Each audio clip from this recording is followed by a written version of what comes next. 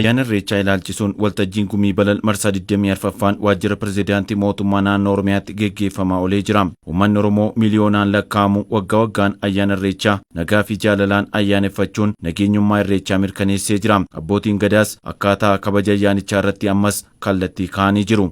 Tokko ta'anii dirree jaalalaa, dirree faaya itti wal agarsiisu, dirree kakaabaa kibba, kabahaa dhiya, jiddugala walitti dhufee handhuura Finfinnee amata 158 kadhamne deeffannee itti jirru jechuudha. Kanaafuu hanga durirra kabajachuu danda'uu qabna. Garaagarummaa feene yoo qabne, garaagarummaa feene yoo qaban walin marree achi kaa'uu danda'uu qabna. Wanni hani ka Islaamni, Kiristiyaanni, waaqeffataan itti ifin birranne ayyaana Irreechaa cufti walitti dhufee agoobara tokko jala dhufee waliin sirbee waliin dhiichisee galata ifii galfatee rabbii ifiitiif galata galchee galu ayyaana waa hunda caalu kanama hundaa caalu. Siyaasni kamillee ayyaana Irreechaa hin dursus hin hoogganus. Irreensi amma Oromoon jirutti hin jiraata. Amma Oromoon jirutti hin jiraata.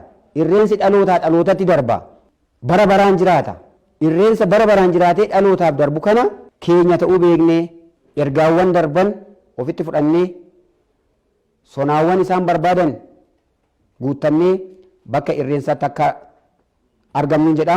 Ayyaanni Irreechaa sadarkaa biyyaatti bakka walgeettii sabootaa fi sablammootaa akkasumas bakka isaan miira tokkummaatiin itti aadaa isaanii agarsiisan ta'ee jira. Uummanni Oromoos obbolaawwan isaa wajjin ayyaana kana sirnawaadhaan kabajata. Dargaggeessi Oromoos wayitaa ayyaana kabajamaa kanaaf dhufu duudhaa fi safuu ayyaanichaa eeguu qaba. Ijoolleen Oromoo marti xiqqaa guddaan haawwan hayyoon manguddoon akkaataa duudhaa seerri gadaa hayyamuun akkaataa wal kabajan safuu isaanii eeggatanii akka irreeffatanii jechuu barbaada. Keessumaa dhaloonni amma jiru irreensi kun qabsoo waggaa dheeraa wareegama hedduun itti kaffalameeti lubbuun hedduutti dhabameeti Oromoon bakka ofiisaatii eenyummaa isaa dhabee fi bakka itti cabetti deebi'e waan ta'aateef waan akka salphaatti dhufe waan taaneef kan kooti boronatutti darba ana dhaqaqqaba ana abbaa jifuu kanaati abbaa dhimma kanaati abbaa aadaa kanaati jedhee kunuunfachuu akka qabu. Ayyaana Irreechaa uummanni Oromoo kaabaa fi kibbaa ba'aa fi dhiyaa giddugaleessa biyyattii handhuura Oromiyaa magaalaa Finfinneetti wal ga'uun kan itti kabajuudha.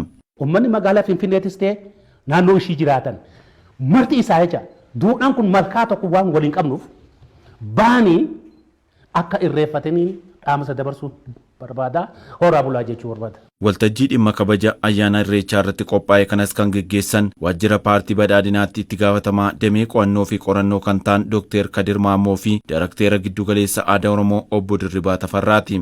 Irreechi duudhaa isaa ganamaatti deebi'uu qabna hojjennu maachaadha. Waa'ee duudhaa Irreechaa sanitti dhufachaadha. Duudhaan Irreechi bakka nagaa ta'uudha. Irreechi iddoo dhiifamaati. Iddoo araarri itti labsamudha.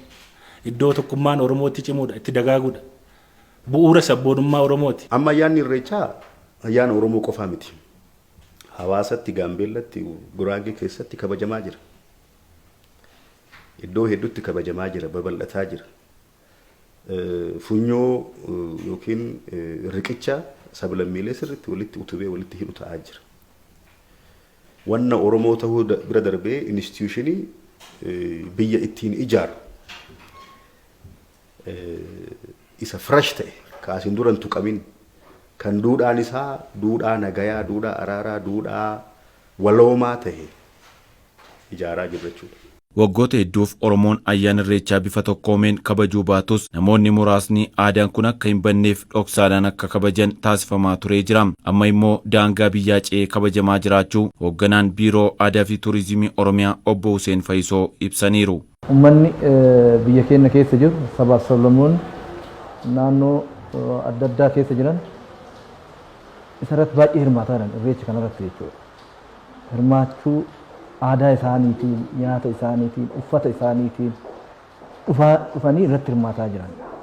Kun irreecha beeksisuu keessatti qooda olaanaa qaba.